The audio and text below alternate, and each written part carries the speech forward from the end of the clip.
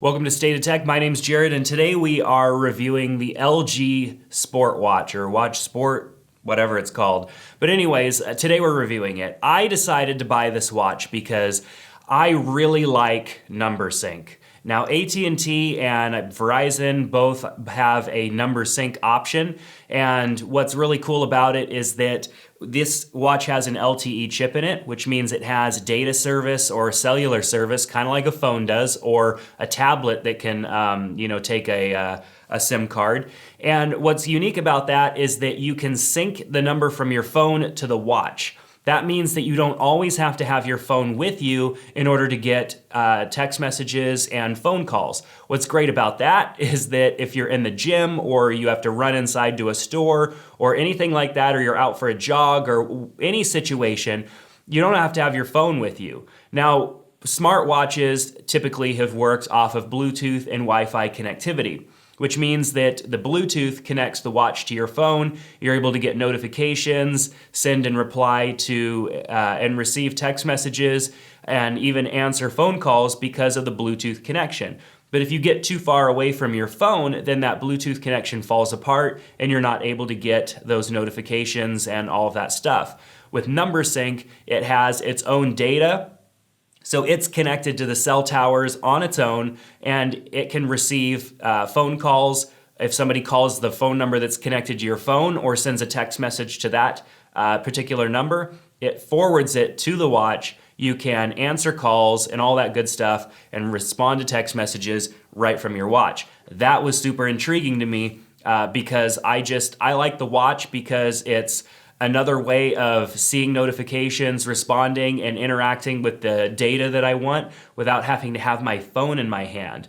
But this takes it one step further with a watch like this and prior models that have the LTE chip in it, because I don't actually even have to have my phone near me. If I'm just going into a store or if I'm going into the gym for a little while, I can leave my phone at home or at my office or in my truck or somewhere else or in my gym bag, and I don't have to worry about carrying my phone around with me. And phones are getting a little bit bigger these days, and so it makes it nice to not have to do that. So this particular watch here has a pretty nice, decent, clean design. You know, I've seen some people online really, some reviewers really kind of running this watch over, and I don't quite understand why.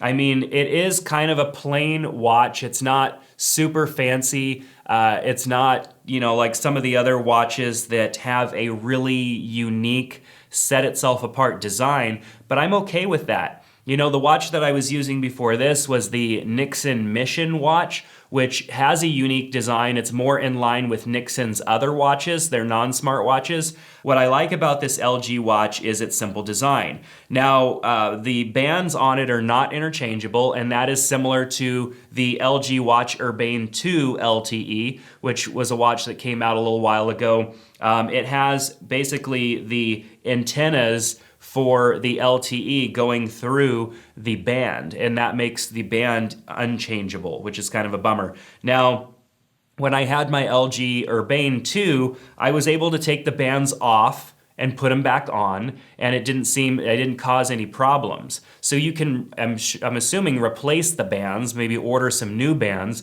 There just aren't any different band styles. So if you are buying a smartwatch because you want to be able to customize it and completely change the look of it like an Apple Watch or something like that, you're not going to have that option. And to be honest, there aren't really a whole lot of Android watches that allow for that. A lot of Android watches are kind of locked in. They're not super customizable like an Apple Watch or like the Moto 360 watches have some options and stuff like that. So, to me, that's not a big deal. I mean, sure, maybe I would want maybe a black band or something like that, something a little darker, but I really like the way it looks. Some people have complained about the size of the watch, and I can't relate because I like bigger watches. I'm not a small watch person because I kind of have a bigger wrist. So it fits fine on me. If you are a person with a smaller arm or a smaller wrist, like, you may find that this watch is just a bit large for you.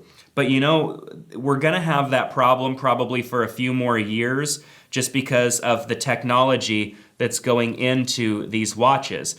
This watch has a pretty good sized battery, and it has to have a pretty good sized battery because it has GPS and LTE inside of it. Now, I've been used to getting easily 2-day battery life out of my watches, and you're not gonna get 2 days of battery life out of this watch if you're using it like you should be. If you have LTE activated, the cellular, it's connecting and you haven't shut that off. If you have GPS turned on because maybe a couple times or maybe once a day you go for a run or something like that, you're going to have you're gonna have a hard time with your battery use.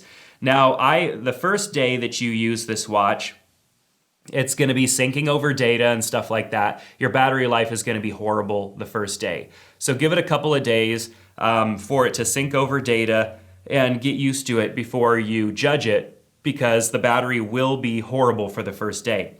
The screen is beautiful. It has kind of an option for an always-on display, or it will kind of go to sleep and then reactivate when you roll your wrist. I recommend not having the always-on display because it does use up an awful lot of battery, and it's with a watch that does this much, you're gonna have to charge it every night. Just like most of us do have to charge our phones every night, or at least once a day, because of the amount of use. Now, this has Android Wear 2.0, which is a new version of Android Wear, and it's a huge departure from Android Wear of 1.0 and versions of upgrades that they've came out within the 1.0 line. What's cool about this watch is that it does have a crown on it, and that crown allows you to do a lot more. You know, you can get through your apps and you're no longer having to swipe. I mean, you can still swipe, but you can use the crown to get through the app, through the watch as well. And I really love the fact that you can use the crown on it. You know, when Apple Watch came out with the crown, I thought it was a really gimmicky idea, and it actually did end up being a great way to get around your watch so that you're not always having to use your fingertip to navigate through the watch all the time. So what's also cool is that you are able to install apps directly onto the watch. Now, I've used this watch both with an Android phone, the Google Pixel XL, and an iPhone, the iPhone 7 Plus. And so I've been using it an equal amount of time with both, and I have found that it is a better overall experience on Android still, even though it has changed quite a bit, and Android Wear actually does work really well on an iPhone. There's going to be some limitations that you're going to run into, mainly with the fitness and using installable apps. There are some installable apps that come for the Wear that you can install on your watch that are completely standalone and need nothing from your phone. But there are some apps that will just flat out disappear from the Play Store if you're not connected to an Android phone and you are in fact connected to an iPhone. So there are still some limitations. But what's really cool is that the number sync feature works with Android phones and iPhones. But do keep in mind that if you are going to use number sync, it only works with phones, like if you're on AT&T, it only works with phones that have HD voice. And so you're going to need to check with AT&T to make sure that your phone has HD voice beforehand. I couldn't use number sync with the Google Pixel XL because it's not an AT&T phone. It doesn't have HD voice. Now, if you're on another carrier and they have that similar type of number sync, probably with a different name, you'll want to check before you buy this watch and make sure that you're going to be able to use that feature with the phone that you have, because I was unable to use it with the Google Pixel XL, and I was with the iPhone, but I just don't feel that this watch is complete enough as a connected device to the iPhone, so I can't keep it connected to my iPhone. One of the things that doesn't seem to work, even though it works on the watch, and you would think that it's syncing, is your Google Fit data, but I couldn't get it to sync. I think that the Google Fit app on the Android watch here does not actually just sync by itself. It syncs to the phone, And not having it connected to an Android phone means no Google Fit data, which was kind of a bummer. I was still able to use Google Fit, GPS, track my runs and just different things. Like I was able to play with that and use it. It just was not able to actually sync anywhere for me. So all that data just lived on the watch. And then if I ever shut the watch, reset the watch, I lose all that data, which was kind of a bummer. But on Android, you're not gonna have to worry about that at all because it's syncing all that data over to your Android phone. That was just a LG, or it was just an Android Wear 2.0 to iPhone issue that I was having there. So what's really great about this watch is that it is a clean design. The microphone's right over here on the side. It picks up my voice really well. Google Assistant is integrated into the watch, which is great. I absolutely love Google Assistant, much more than I like Siri or any other of the competitors out there. But Google Assistant just works well, and it's a great integration on the watch. I'm able to, even though when this watch is connected to my Google Pixel and I'm not able to use number sync, I was able to use the Google activation command to bring it up and initiate phone calls, all that stuff. It did a good job of hearing what I was saying. Now this also has a heart rate monitor on it so that you can track your heart rate and whatnot. So that's really great.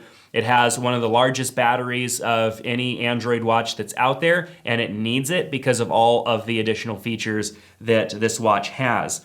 Now, what I do love about this, and this is obviously a Android Wear 2.0 feature, are the watch faces with the different complications. And there's a lot of different watch faces, and you can add several more. And what's cool is that these watch faces kind of become aware of what you're doing. So you can have a watch face set up for when you are being more active when you're at the gym. You can have a watch face set up for when you're at work. You can have a watch face set up for when you're out hiking or something like that. And they become more aware of what you're doing, and you're able to change and customize them as needed, which I think is great. That way you're not just trying to find a one-size-fits-all watch face for yourself. You have a lot more options. One thing that was a little challenging to me about this watch, and of course it comes off fine right now, but after wearing the watch all day, it seems that the little strap kind of works its way down, and the watch really becomes a pain in the butt to get off. And it's mainly just a watch band issue, and probably just an issue that I'm having with it myself. But it was sometimes challenging at the end of the day to get the watch band off, to get the watch off of me. So overall, I really like this watch. It also has NFC for Android Pay. So as long as you're connected to an Android phone, you can use Android Pay. If you connect to an iPhone, you're going to lose Android Pay. What I did was had these two additional buttons mapped to the top one to Android Pay, and the bottom one would initiate a workout. So if I tapped on the bottom one, it would open up Google Fit, and I was able to initiate a run or any type of activity. And then the other button, if I wanted to pay for something, I just tap that, choose the card, put my watch near a NFC reader, and I was able to make a payment. Still a little awkward to put your wrist up onto something, but it's much easier than pulling your phone out and finding your fingerprint scanner. It's nice to have this. And of course, with it having the LTE chip in it and everything, it just makes for an overall better watch experience. So yes, there's some trade-offs with this device. It's not perfect. None of the watches are, but overall, it's a fantastic watch. And I think maybe a couple of little bugs being worked out of it, and it would be a near perfect watch. Is it worth $350 or a 2-year contract or whatever other option your carrier has? I think the $350 mark is a fair price for this watch, considering that there are many other watches out there that have even less functionality, and they cost more than this watch. This watch has GPS, LTE, NFC, all of the top new technology, Android Wear 2.0. They could have gotten away with charging even more money for it simply because they're one of the few taking advantage of all of this technology right now. So should you go out and get one? It's really hard to say. If you're an iPhone user and you're just not a fan of the Apple Watch like me, I would say this is probably one of the best next options for you. It gives you that crown. It gives you some quick customizable buttons. It gives you that LTE for number sync, and it works with the iPhone. If you're an Android user, I think that you have more options because there are a lot of different styles of watches out there. But as far as features go, you really can't find a watch that has more features than this, unless it's another LG watch, of course. But with the version 2.0 of Android software on the watch, you're getting a lot of new features that are going to be even built upon more this year. And so a lot of watches that are not Android 2.0 may not get Android 2.0 software. I'm worried and probably just going to have to come to terms with the fact that my Nixon watch is probably not going to get Android Wear 2.0, because why would they do that? There's really nothing in the watch that can utilize some of the extra features. It would just be user interface upgrades, which I'd be fine with, but for them it just doesn't make sense. So I may end up needing to replace that watch this year simply because they may not upgrade the software, and I definitely want to have the latest software. It's a great watch. I think it's getting kind of cut short by people who don't spend enough time with it, and that's very common of people who talk about things on YouTube, is that they just flat out don't spend enough time with the technology. And I've spent quite a bit of time with this watch on both Android and iPhone, and I can say that it does have a few shortcomings, but so do most of the other Android Wear watches out there, and this one has some of the fewest. So definitely give it a look. We'll put a link in the description below so that you can check out more information about this watch and see some pricing on it. And if you have any questions, go ahead and ask them in the comment section below, and I'll do my best to answer those questions for you. So if you like this video, give us a thumbs up and subscribe to our channel if you want to see more like it, and we'll see you next time here on State of Tech. Thanks.